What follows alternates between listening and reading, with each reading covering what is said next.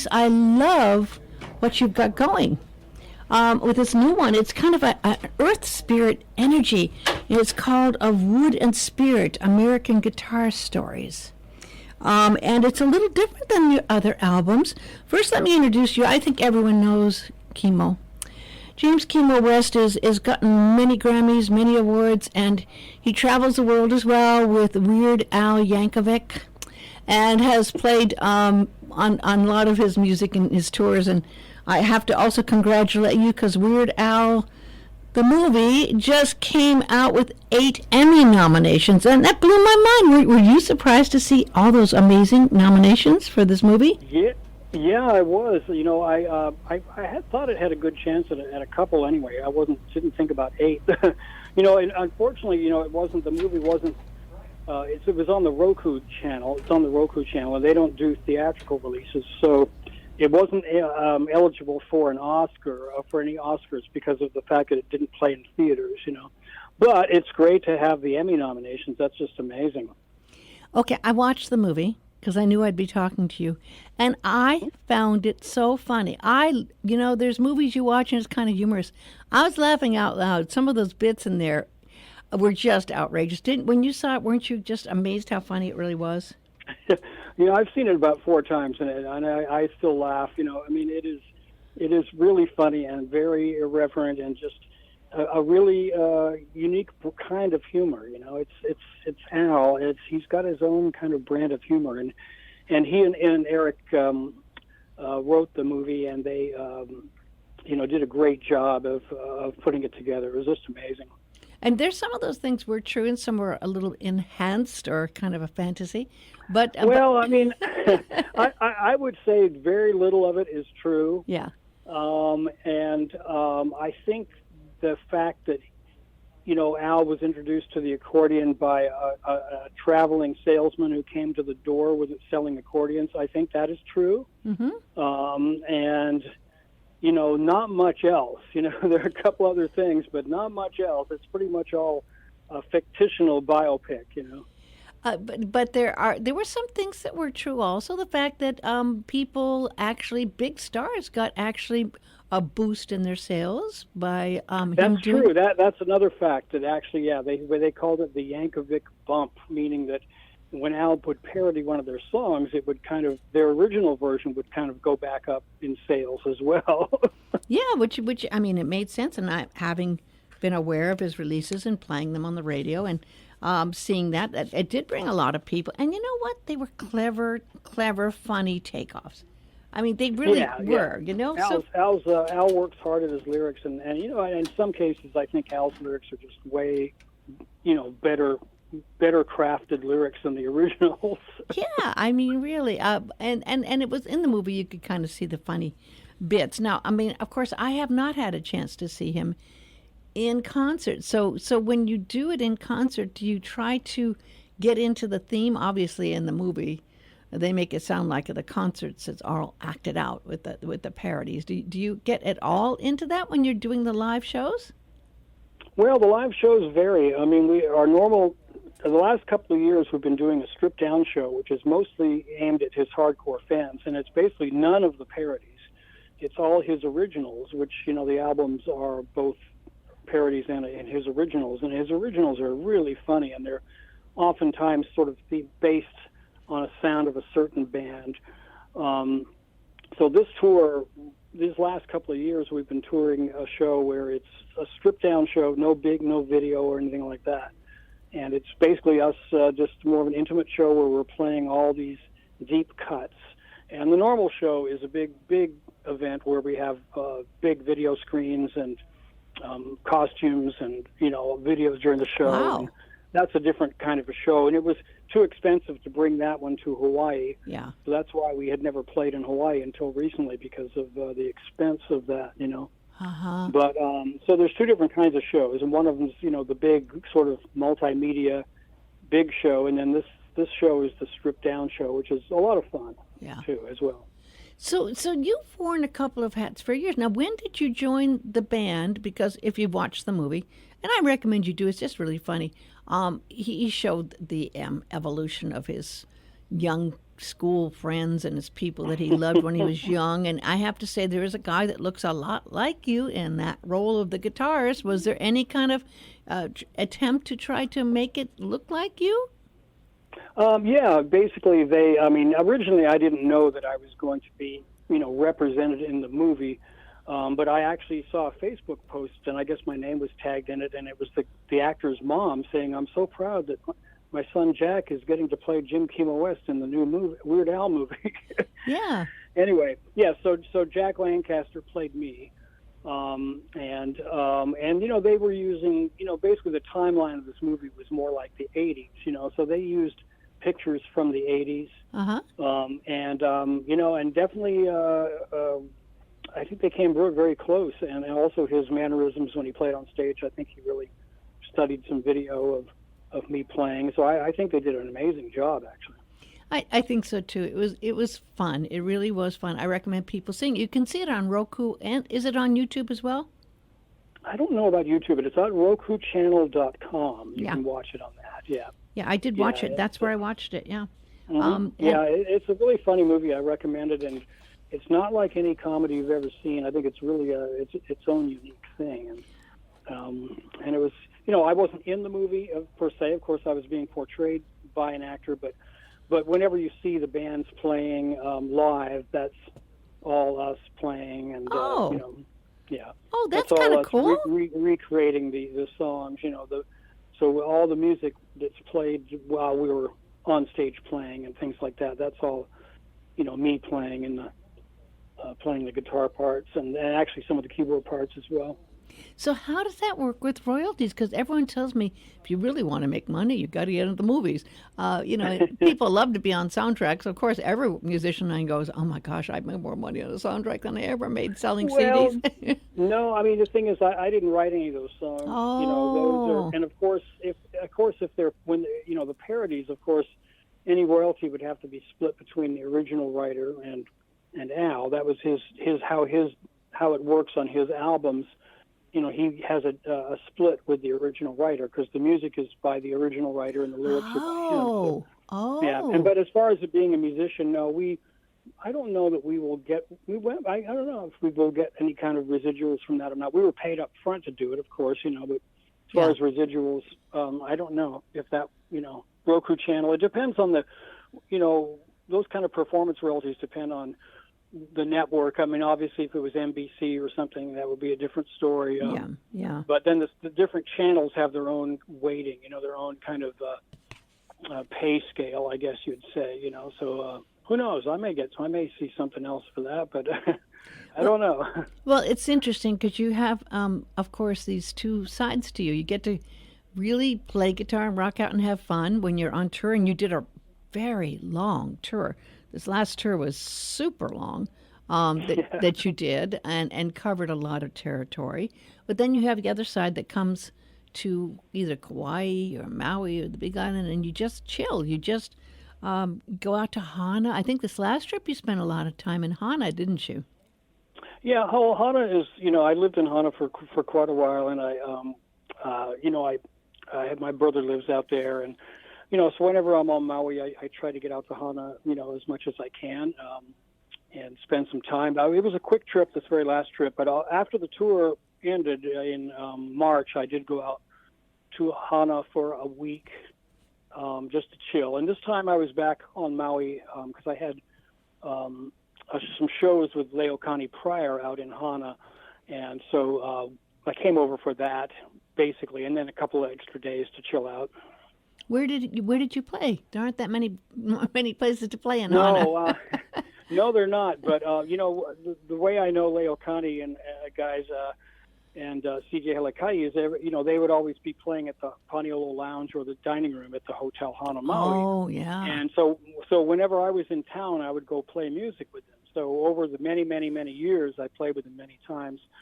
And now everybody's spread apart. I'm on the mainland. Leokani's in Santa Barbara.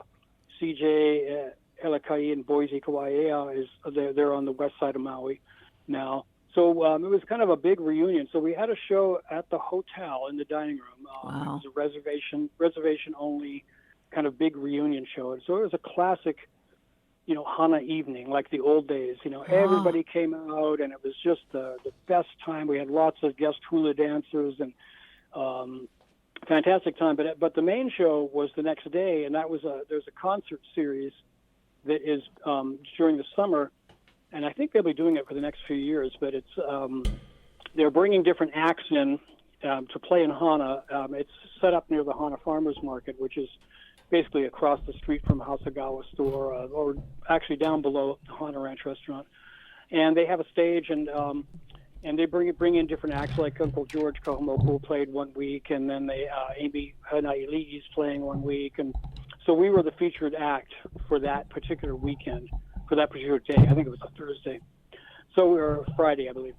So we had a really good time playing in Hana, and we had been over in Honolulu because we were the record that I did with Leo County. We had some nominations, the Hoku nominations. So we went over there for the Hokus first, and then came back to Hana after that. Well, I used to go to Hana usually on Christmas Eve and stay at the hotel, because right across the street from the Hana Hotel is the beautiful old church that goes way back. And, of course, we're talking Hawaii, so we're not talking way back like you would get in Italy, but way back for Hawaii. And it was always a beautiful experience, because you'd go just around sunset and you'd get a bag. They'd give you a bag with oranges, nuts, which is kind of an interesting thing, because that's actually European old style. You would get that. And you go into that church, and then you'd be hearing the Christmas carols in Hawaiian, and sung by the beautiful children. And it was so timeless and special and pure that it was wonderful. Now, I love that hotel, but truthfully... Yeah, that's the Wananalua Church, yeah, right? Yeah, right. Yeah. Yes, I've been to that church a number of times for different things, and it's a beautiful old church. It was built back in the 1800s, mid 1800s, and it was originally built from coral rock. It's stuccoed over now, but in the old days, you could still see the outlines of the coral rocks that it was built with. Yeah, it's a beautiful experience. Just wonderful. Unfortunately, the prices have gone up, and it's rather expensive to stay at the hotel now. Yeah, I think there are a number of like Airbnbs and things like that as well now. But there are. Yeah. But the hotel is quite pricey, but it's always a fun time. We had a great time there, and packed a lot of stuff into a few days. Well, that's awfully nice. Did you get to stay at the hotel? No, I actually stayed. I have a place I stayed. It's a friend's place. It's about 5 miles beyond Hana. And I stayed there. I could have stayed at the hotel, I guess, because I think they gave the other guys some rooms. But I stayed out towards Kauai. Yeah, it is. It's like its own little universe there, and you do feel like you're going back in time, the same way you kind of do when you go to Molokai. Yes. It feels very pure and wonderful. I mean, so that must have been very, very special. I didn't realize you actually got to play at the hotel, because actually, in the early days before it got bought out, that was the way it used to be, which was old style. You'd go in, and at night you would hear some wonderful musicians come in and play. And then you see the local schools dancers, the kids come in and play, and some of the hula laus on that stage. And of course, it's got that beautiful big dining room, and you have the view, and it's very special. It's always... Yeah, it's very old style, and it still is. It still has that vibe, especially the night that we played, because everybody came out, and it was just such a beautiful evening, and we such an aloha-filled evening. It was so beautiful, and we sounded good too. We had a few gigs. Well, we had a few gigs under our belt, and we had it all really ironed out. But we had a really good time, and we may try and do some shows on the mainland later in the fall. Oh, wonderful! You didn't happen to record that show at the Hana Hotel, did you? No, it would have been a good idea probably, but there's probably some YouTube videos out there about it. Yeah. But it was super fun. We had a really nice time, and that's I remember playing there. I mean, like I said, I used to play there so many times with back in the day when everybody was in Hana, and I remember once we were playing, and I think Ken Emerson was playing with us once too. We were in the dining room, and it was a fancy evening. with not as big an evening as the other night, but there were a lot of tourists and hotel guests watching the show, and Auntie Carol was dancing hula, and right in the middle of the song, this huge centipede came crawling on the floor right towards the dancer, Oh, no. Auntie Carol, and the hotel guests were completely terrified, and Uncle Boise went and got his gig bag, and went over and just smashed the thing to pieces. And the hotel guests were just like, their jaws had dropped. They were like, "Oh my God!" And this was a big centipede. It was like one of the biggest ones I've ever seen. Have you ever been bitten by a centipede, Jim? I think I did get bitten by a small, little, tiny one, and it really hurt. It kind of It stings. really- It stings. Yeah, my whole foot swelled up. It does swell up. Yeah. Yeah. It was a little. I think the little ones are worse than the big ones, but one time. But you learn to be careful and open your bed sheets and take a quick look before you hop in Sometimes, there. I'll tell you something. Those centipedes can move fast, and if you see a centipede and you try to go after and chase it, good luck. Good luck. They can outrun you because they got a lot more legs than you, and then there's always like you try to go back to sleep thinking, oh my God, I've got a centipede hanging around here waiting to bite me. I've been there. I've done that. I just like so. Anyway, I wanted to talk about your wonderful new album of Wood and Spirit. This is a little bit of a different story and vibe than usually you do music that has to do with one of the islands or Hawaii. And this one has. Tell me about the whole background of how you did this one, because it's a little different than your other albums.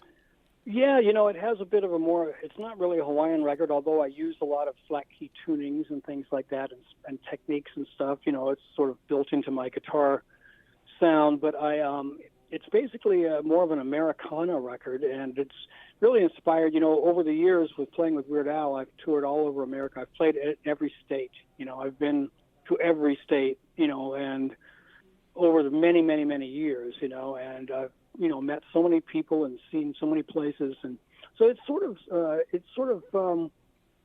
that's sort of the inspiration, of it. The general inspiration of it is just my general kind of a feeling of the spirit of the country, more like connecting with the spirit of people from different parts of the country, and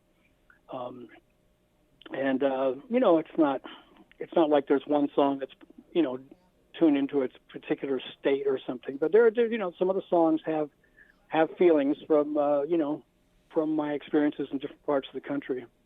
Well, I have to say, I'm a huge fan following you on Facebook. I love the way you put beautiful pictures, and you always do take time when you're on tour to go and take pictures, even when you're not on tour. I know when you were in Hana, you do take wonderful pictures that make people feel like you're part of it. So when I saw this, I wasn't too surprised, because you really are a person that doesn't just go to a place, but you go to a place and try to get the vibe of the place and the feeling of the place when you're there. And I guess now you've gone to some of these places a few times.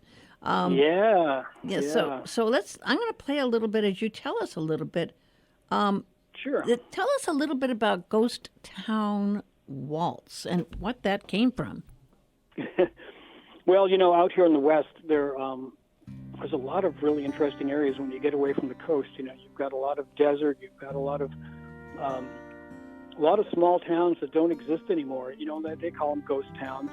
And it wasn't really based on any particular one ghost town, but I've driven past a few towns that they were on a road that used to be a major road, for example, or even like Route 66 and places like that, where all of a sudden, over the years, the freeway was built, and then nobody goes down that road anymore, and then the town just shrivels up, But this was sort of the concept of the old ghost town, and sort of the spirit, of the people who live there is, sort of still there, and sort of the concept. Maybe if I did a video, I might have some, images of the spirits of the people waltzing, in the ballroom or something, But it's just sort of a dreamy ghost town, feel, and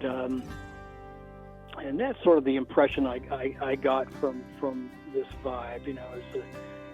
It's definitely a Western U.S. feeling, you know.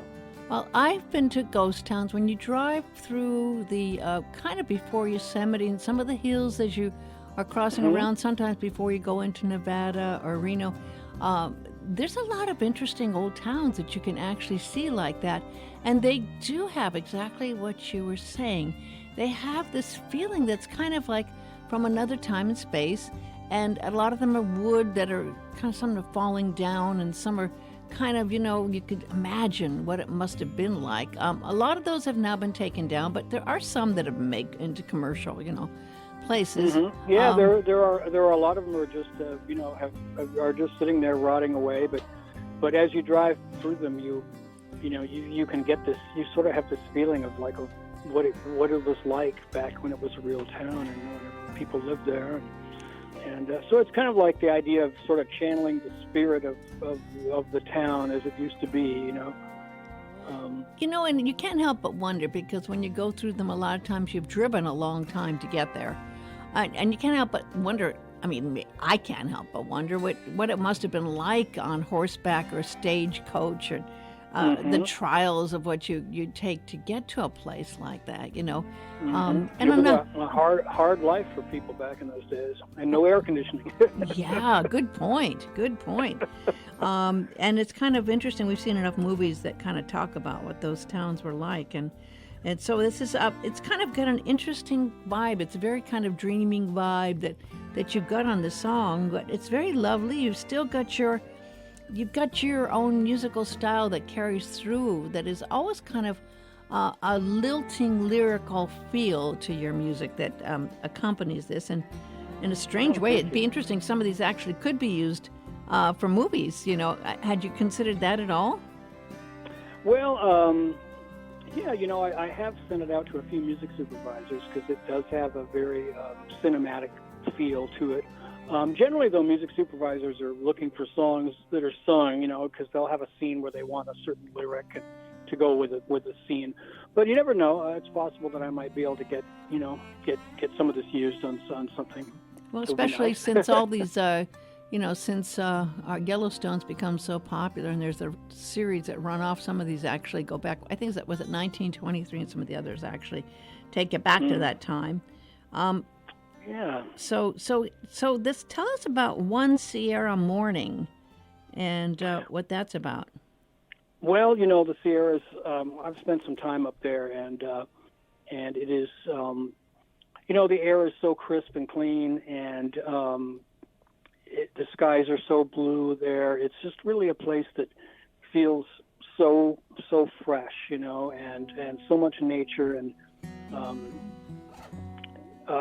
hiking through the forest and the waterfalls, and that whole part of the country is just very invigorating. So that's sort of the feeling of this song, is sort of, the feeling of being up there in the mountains, and, in the fresh air and the beautiful, all the forests and the great hiking and everything. It's just sort of a vibe, I guess, that I get from being up there.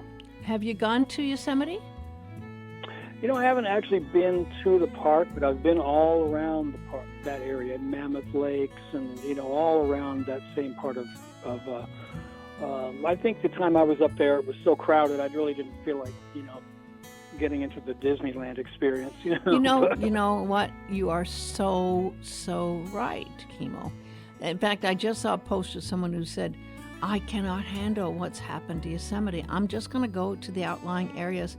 They said that it's just so crowded that it's become impossible, that it's become, just like you said, a Disneyland.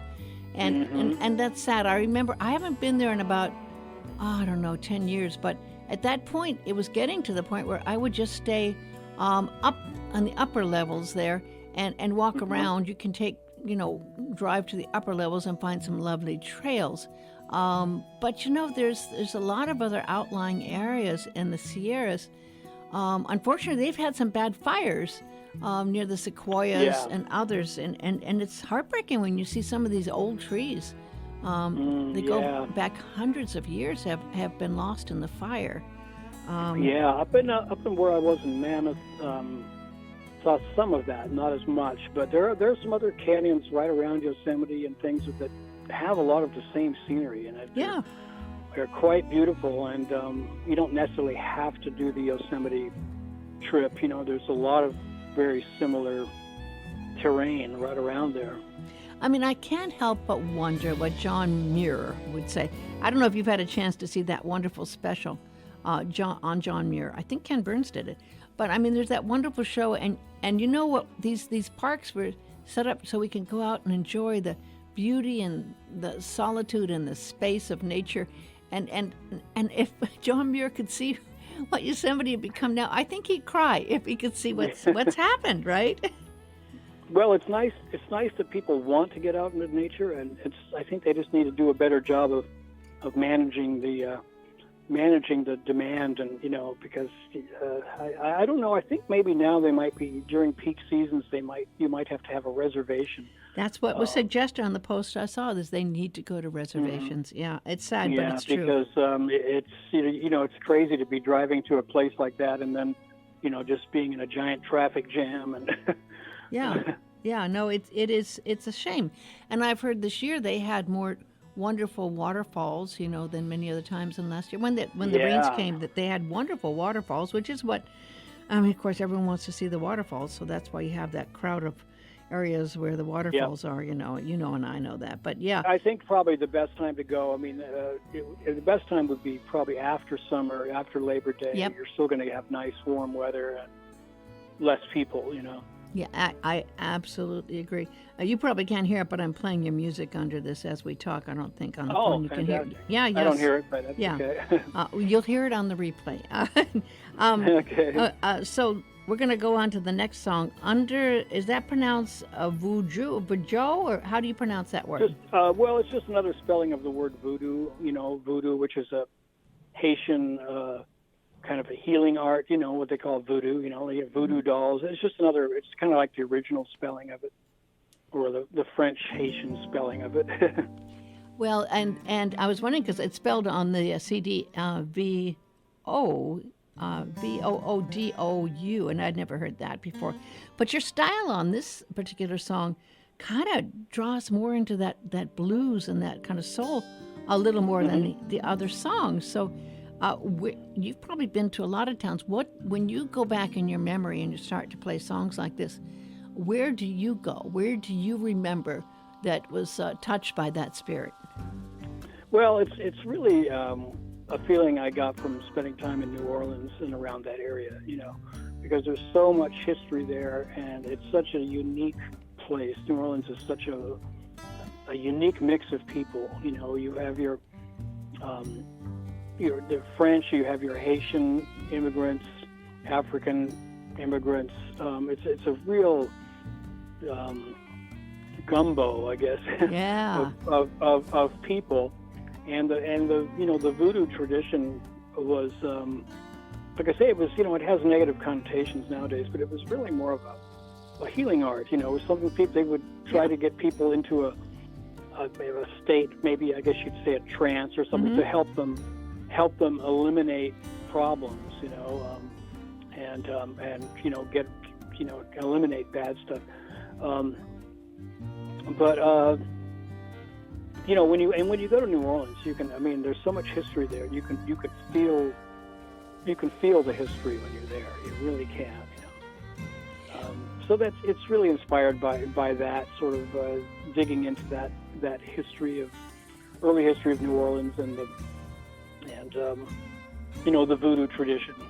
So when you go to New Orleans, there's some amazing music traditions. What club do you go to get good music in New Orleans?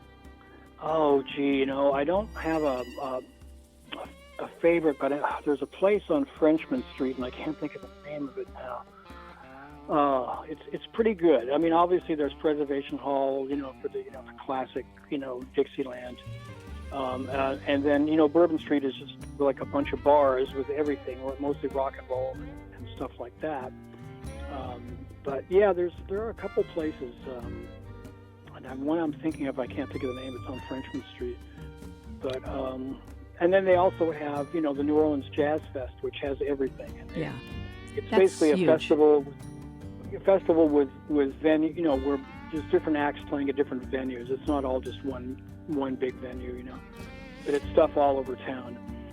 I've never actually been there for Jazz Fest, but I haven't either.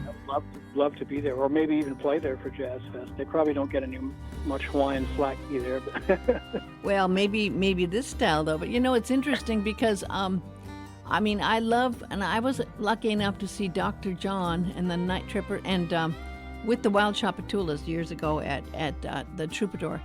And I had never seen anything like it before in my life. The Wild Chapatulas came out with full regalia with feathers that went up like, 5 feet and some trailing behind them and all in different colors. And then with Dr. John, I mean, I'll tell you, you did feel that. I mean, it was unbelievable. And I know, of course, Dr. John's gone, but I don't know if the Wild Chapatulas are still doing anything there. There's probably all new ones, Yeah, I have a couple of connections with Dr. John. The first one being Dr. John was actually the first concert I ever went to. Wow. And it was in a very small coffee house in Ottawa, Canada. My older brother lives there, and he's like 10 years older than me. But when I was 12 or so, he took me to see Dr. John, and it was the beginning. It was the first, his Night Tripper album, and he came out with all the all the regalia and all the magic dust and everything. It just was mind blowing. So that was actually my first concert. And over the years, I've met, I have friends in New Orleans who were very close to Dr. John, including his granddaughter Stephanie, who's a friend of mine. Wow. So I have connections with Dr. John and that family for quite a number of years, but. Anyway, that's my Dr. John. Well, he was one of the very first great pianists that actually got to get played on rock and roll radio. Obviously, someone loved him in a record company, and their A&R artists or PR people got him out there, and you'd be able to play Right Place, Wrong Time, or Echo, and those did make it. They were amazing. It crossed over, right, which is unusual. They did, yeah. They did, yes, yeah. He was originally a guitarist before that, and he not. I had no idea. Yeah. He had an accident where I think there was somehow his finger got shot off in some kind of barroom fight or something. Wow. I'm not sure what, but anyway, he switched over. For some reason, it was easier for him to play piano. I mean, he did start off as a guitarist, but I had never heard that. Amazing. Yeah, he played on some.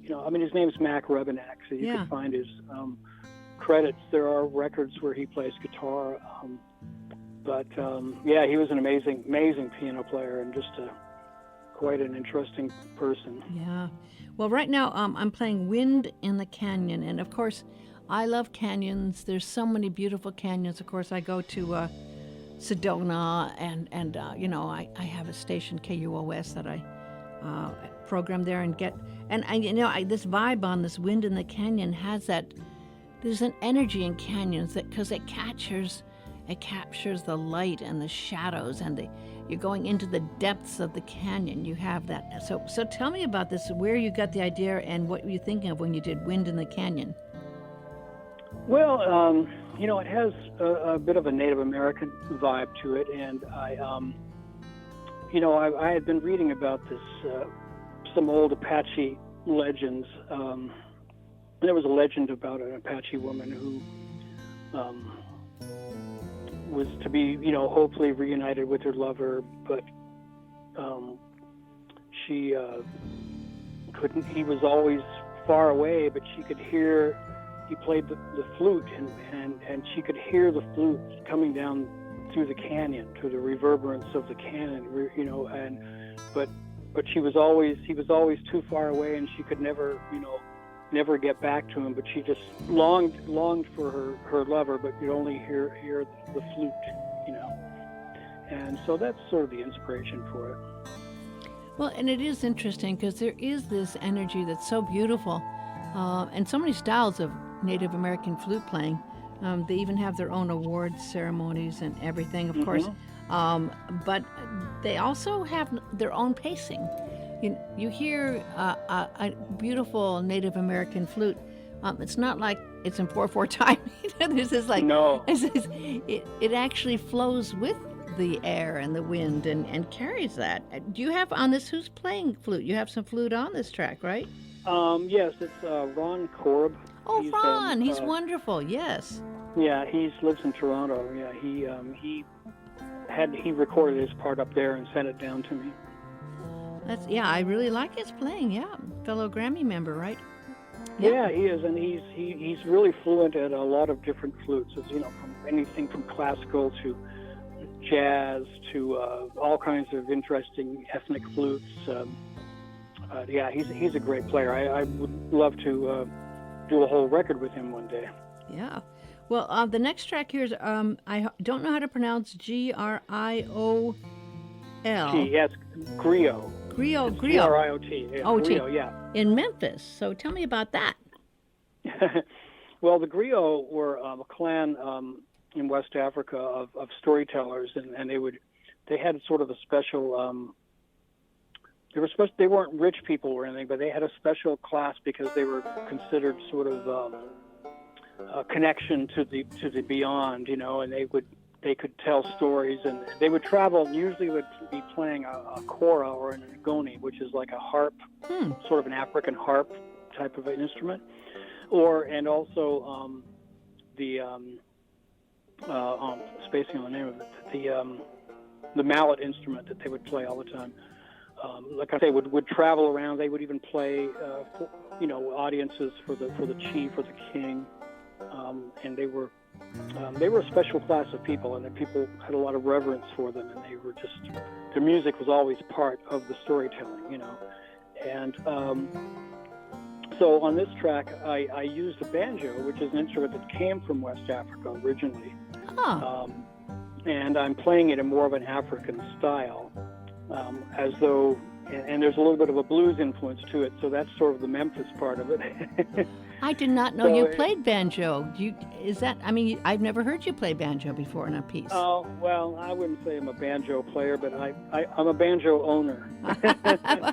Well, it sounds, and you know what? I had never heard that story before. Now, we think of Memphis now, and of course we think of kind of country music and all the background there, and we think of the Studi Guys and the Memphis Cats, but I never knew this background that happened in Memphis. I never had heard that story before. I'm not sure that it really happened in Memphis. It's basically like the idea was that a griot who was, you know, came over possibly as a slave, from Africa, ended up in Memphis, and that's sort of the scenario. You know, here's a griot who used to, you know, be a storyteller in his native land, and now he's in Memphis. And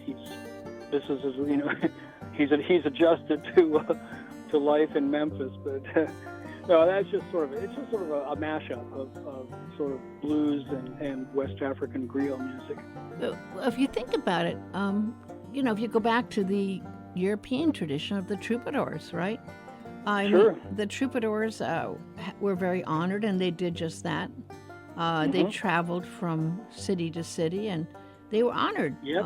They were honored by kings and queens. They were respected. Yeah, they weren't just like dirty musicians, you know. And they were respected. Yeah. And the griot actually had because they were storytellers. They were the only ones who could get away with really like telling it like it is about somebody. Like if somebody was really a jerk, you know, they could actually say that in their stories, whereas the normal person would never do that, you know. But the griots they wouldn't cut anybody any slack, you know. They would just tell it like it is, and the people would accept it because it was coming. They considered a message coming from, you know, from beyond. You know, like that was exactly the same thing that happened with the troubadours. Yeah, absolutely. Yeah. So they could get away with. They could really, like I say, tell it like it is. Yeah. Wow, and hopefully not. Them for it. Hopefully not get arrested. Okay, Circle of Friends. This is a little different. What are you doing on this piece? It's beautiful. Well, it's a little more of a bluegrassy vibe, a little Celtic bluegrass vibe. It's I used to I had a friend here for many years who would organize these jam sessions, and either at his house or somebody else's house, and it was always a great group of players. You'd have fiddle players and mandolin players and harmonica, and even had a tuba player one time. And it was always, it was just a circle. Like, it's called Circle of Friends because this was like, this circle of friends of playing music. So it has a sort of a joyous feel, and it has a lot of those kind of instruments in it, mandolin and fiddle and harmonica and upright bass really just and upright yeah, bass, yeah. So You it's get sort a of chance to feeling of play slacky guitar on this. Yeah, it's sort of a bluegrassy version of slack key. It's very sweet, and actually, you know what? It kind of feels like the 1800s. Some pieces that go back. Again, it could be in a Ken Burns movie when he's talking about what happened back then. Yeah, it's very sweet. If you're just tuning in, I'm talking to the great Grammy Award-winning Jim Kimo West about his new album, which is really beautiful. It's called Of Wood and Spirit. And if you go to his site, you can get all kinds of information about all of his music and downloads and beautiful things that he has. You can also sign up, of course, for his newsletter. And your website is? It's just jimkimowest.com, JIMKIMOWEST.com. And I'm going to go into the next song here, which is, I'm actually turning it on now, is the next song. This next one's interesting also. It's the only one you have actually for a person. It's called Embryn Song. Mm-hmm. Well, I'll tell you how that came about. It's an interesting story. I have some friends who live in L.A. They were from Hawaii, and their little daughter was having a birthday party. I think it was her third birthday, and they were going to have a backyard party, and they asked me if I would come and play. And I said, oh, yeah, sure. And I had actually spaced out and forgot about it, and all of a sudden I had to race over there. I made it in time, but I decided I would just play straight through. I'm not going to take any breaks. I'm just going to play for like 2 hours, And so towards the end, I was kind of running out of ideas of what to play. I didn't bring a song with me or anything. And I thought, well, I'll play, I only have time for one more song. And it was just sort of in the background. It wasn't like a concert or anything. I was just playing music in the background. And so I wasn't sure what to play. But, I thought, oh, I got to play something else. And I just started jamming. I started playing something. And then I noticed a lot of people stopped talking and were all listening. And I thought, I think this might be a good song, Yeah. And so I went home and finished it, and so I named it after the daughter. That's their daughter Emlyn, who was her birthday. So what a nice birthday gift! How sweet, huh? And this you mentioned here, which is nice, about your tunings. Lowered to B, it says here. So if you're into slacky, you also can see a nice thing on the album about the tuning's lowest to highest strings, which people who are slacky aficionados, I'm sure, appreciate as well. Okay. Yeah, I try and put the tunings on all my albums, and so that if people want to learn it, I don't have much written music for my stuff. I do have some on my website, but I don't have a lot. But if you know the tuning, then it makes it a little easier to learn the song. I think it's a great idea. Okay, we have 2 more songs, and I think we can get them in before the end of the show. The next one is When Water Dreams, and I love that title. Tell me about that one. Well, I read a quote about how snowflakes were the product of water dreaming.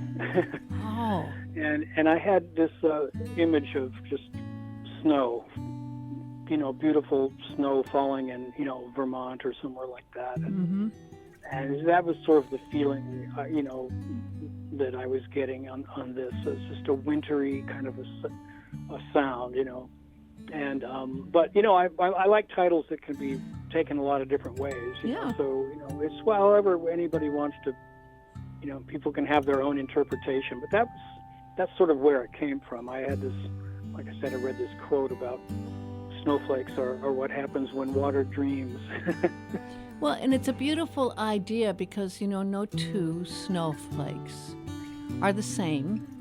And yes, out of the billions of snowflakes that fall, they're all unique. And so once they become that water and fall, to see that dream that would unite all of these amazingly different formations of a snowflake makes a beautiful dream, a kind of a universal dream of sorts, right? Yeah, I would think so. Yeah. which is lovely.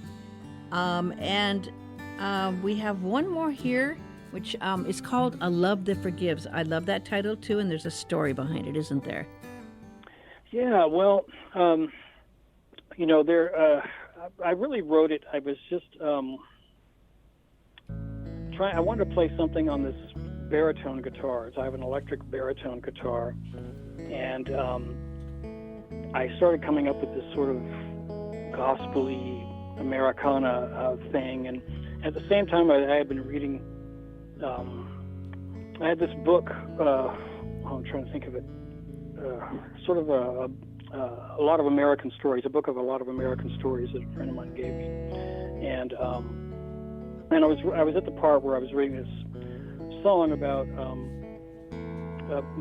this sermon that was called "The Love That Forgives," and it was a sermon that was given at a church in Birmingham, a Sunday school service at a church in Birmingham, not long after the horrible incident there, where the KKK planted a bomb and blew up a bunch of people. And it was a civil rights sermon, but it was basically that was the message. It was forgiveness, and it was it's just a beautiful message, and it just felt like it fit with that music. It just felt like they went together. And as I'm listening to all this music, in a way it makes me appreciate America and the roots and the important role music has played in American history. Yes, and absolutely. Through all of the history and all the stories and all of the changes and challenges that we faced, music has always been there and it's been very important in America.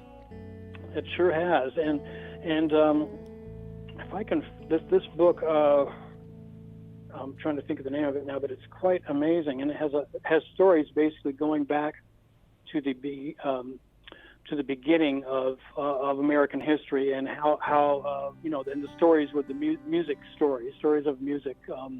It's called Songs of America by John Meacham. Oh. And it's quite a beautiful book, and there's some amazing stories in there. And it's interesting because you have been blessed to be able to. You've probably gone to every state in America on these tours. Has there been any state you've missed when you're touring? No, I've been to every state. Yeah, I've played in every state. Wow. Believe it. Isn't that something? I mean, just think about that. Isn't that a blessing to be able to say you've played music in every single state in America? I mean, yeah, and I guess that's, like I say, that's kind of like one of the reasons I wanted to do this record, because not everybody gets to do that, and I've been all over the country, and to some states many, many, many times, and I just thought it would just seem like a good thing to do, to kind of just take all that experience and kind of create something musical from that experience. And just getting back to how we do it, it's Grammy time where we start doing our submissions, and this almost, they changed the categories up, son. Did you notice how they've moved a few things around and kind of consolidated? Have you looked at the category submissions this year? Yeah, I haven't really looked at it. I know there's been some changes, so I've been meaning to. I think I'll probably take a look at it all this weekend. I'm going to do the same thing. It's interesting because this year I decided to do just spoken word poetry. I submitted something last year in spoken word poetry, and it got moved to spoken word. And there were only two categories. There was spoken word, which is the big books from all the huge stars and politicians and everything. Right. And then there's the poetry. You can't compete with them. Yeah. But it got moved from spoken word poetry to spoken word. But this year it's weird because they put spoken word poetry in with the rap artists and the rap and the hip hop and all that stuff. What? I know. Oh my God.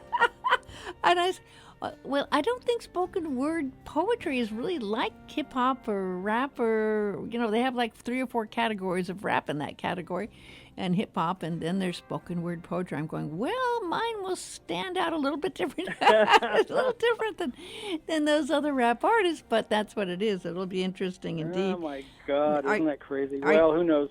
Are you going to put this in Americana? What category would this be? Americana, you think? Gee, usually I'm in New Age category, and I don't see why New Age can't have some Americana in it.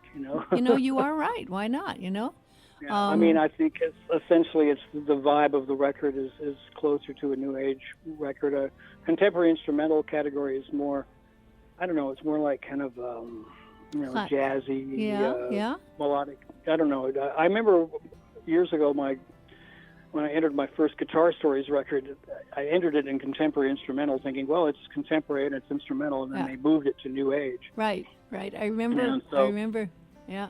Yeah, and so, I'll probably put it in the New Age category. I have to look at the categories and see, but I don't know. It's funny how to categorize music. It's kind of crazy because you just write music. I don't think about what to call it, what style it is.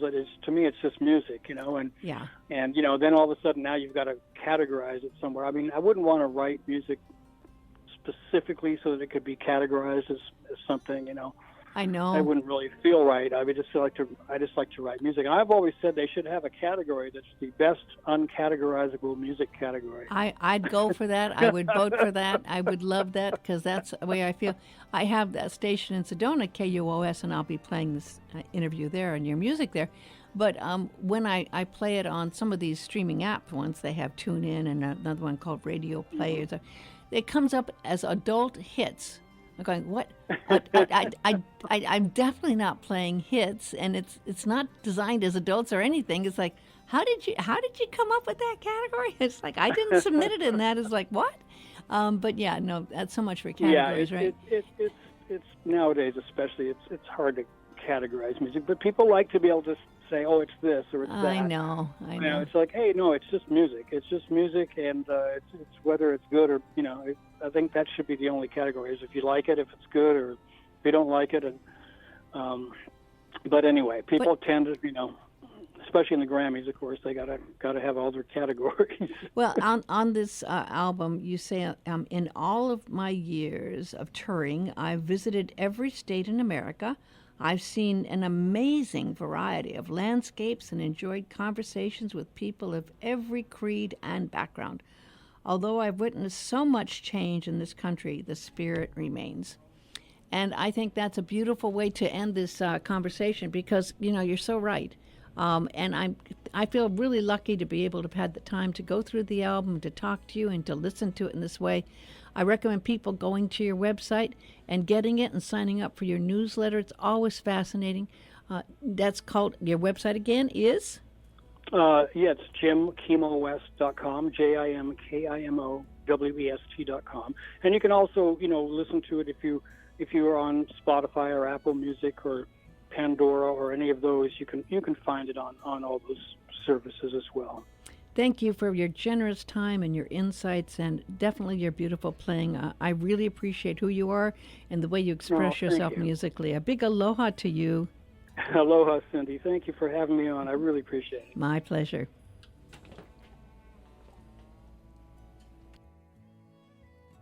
Earlier this month, Carl Rackley, 40 of Makawao, was arrested Saturday and later charged with second-degree murder in connection with the case. The Maui Fire Department has been advised that residents have been receiving phone calls soliciting donations for the Maui Fire Department. The Fire Department would like to confirm that these phone calls are unauthorized and that donations are not being solicited. Tonight's weather, windy and mostly cloudy with scattered showers. Lows 70 to 75, northeast winds 15 to 30 miles per hour. From the Visionary Radio News Center, I'm Gary Forsberg. KAOI, Kihei, 1110 AM, 96.7 and 96.5 West Side, 98.7 Upcountry. It's 2 o'clock. This is the CBS World News Roundup Late Edition, presented by Indeed.com. I'm Jennifer Kuiper in Chicago. A tornado leaves a trail of damage in Dorchez, North Carolina, some 50 miles northeast of Raleigh. Homes and a Pfizer plant have been heavily damaged. Dorchez Mayor Jackie Vick says there's no loss of life. We got a generator running so people can come in here and cool off. So we're just trying to help out. We got people going to pick up more water and supplies now. Rain and floodwaters hit western Kentucky. The Weather Channel's Justin Michaels was there. Just outside the city of Mayfield, what is expected to be a new 24-hour rainfall record for the state, with over 11 inches. Residents here are still coping from the devastating and deadly tornado that ripped through the region less than 2